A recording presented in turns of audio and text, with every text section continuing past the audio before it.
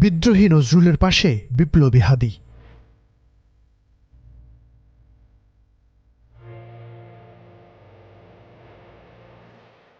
আমৃত্যু সাম্রাজ্যবাদের বিরুদ্ধে লড়াই করা কাজী নজরুল, আর অন্যদিকে আধিপত্যবাদ বিরোধী যোদ্ধা ওসমান হাদি।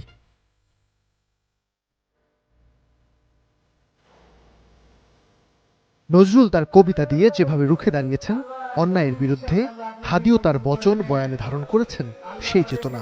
সে কারণে চিরনিদ্রায়ও যেন শায়িত কবির পাশে। আল্লাহ ও রেখে যাওয়া সমস্ত কাজগুলো চালায় নেওয়ার তৌফিক নসিব করে দেন।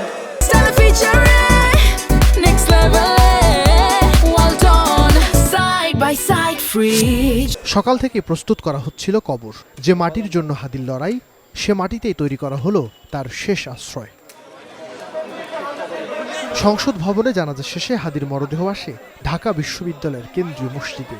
সেখান থেকে কফিনবাহী গাড়ি আসে জাতীয় কবির সমাধি প্রাঙ্গণে। এ সময় সেখানে তৈরি হয় আবেগঘন এক পরিবেশ। অশ্রুসিক্ত সহযোদ্ধারা শেষ বিদায় জানান এই জুলাই যোদ্ধাকে। নাইম আবির, স্টার নিউজ, ঢাকা।